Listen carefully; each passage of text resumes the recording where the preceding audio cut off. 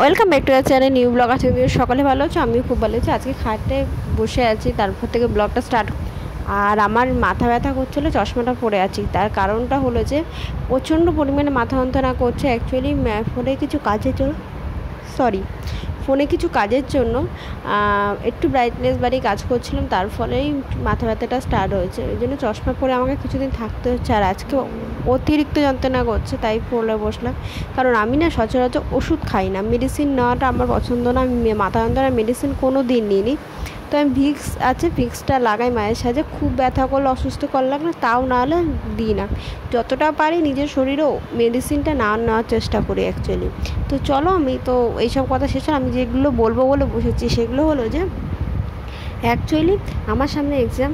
আর সবচেয়ে বড় মাথা খারাপ হয়ে গেছে যে আমি তোমাদের ব্লগ আপলোড দেবো, এডিট করে দেবো, মানে প্রত্যেকটা জায়গায় যে অ্যাকাউন্ট বা চ্যানেলে আমি ভিডিও পোস্ট করছি বা রিলস আপলোড করছি, ফটো পোস্ট করছি, সেই সব করতে গেলেও এডিট লাগে। এডিট করে তারপর দিন আমরা পোস্ট করি।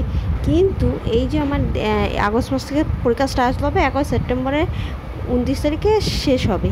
এই যে টাইমিংটা আগেই শেষ হতো, কিন্তু ওরা মাঝখানে 2 সপ্তাহ গ্যাপ দিয়ে আমার পরীক্ষাটা আরও লেট হয়ে গেছে। তো এই জন্য তারপরে আমার মাথায় এলো যে আমার মানে পুজোর আমি 1 মাস ধরে, মানে এই সেপ্টেম্বর মাসটা ধরে আমি কেনাকাটি করি।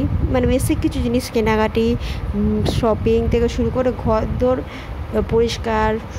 এখানে এমনিতে এই সময় একটু বৃষ্টি হয়, আমাকে পরিষ্কার করে ঘর দোর পরিষ্কার করতে হবে। তারপরে জিনিসপত্র কাচাকুচি করো, সেটা নতুন জিনিসপত্র লাগানো, এই যে ব্যাপারগুলো, এগুলো সব পুজোর সময় আমরা সচরাচর সব বাড়িতেই করে থাকি। তো এইগুলোই করতে হবে। আমার মাথা খারাপ হয়ে গেছে, আমি কী করে করব। এবার দেখলাম 2 সপ্তাহ আমার এক্সট্রা টাইম আছে, কিন্তু ওই 2 সপ্তাহ কী করে হবে বলো? আমি সেটাই ভাবছি কী করবো। জানি না কতটা ব্লগ দিতে পারবো, আমি জানি না কত বড় দিতে পারবো, সেটা জানি না। হয়তো একটু ছোটো ছোটোই দিতে পারবো।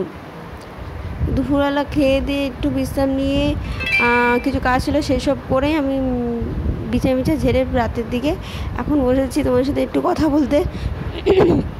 গলাটা ধরে আসে তোমার সাথে কথা বলতে বলতে, কারণ আমার না পুরো এই সাইডটা ঠান্ডা লেগে গেছে অতিরিক্ত। কেন জানি না লেগেছে, বাট লেগে তো হচ্ছে। কী করে লেগেছে তাও জানি না। তো যাই হোক, আমি ভাবছি একটু একটু করে কাজ করবো আর তোমাদের সাথে একটু একটু করে শেয়ার করবো। তাহলে টাটা।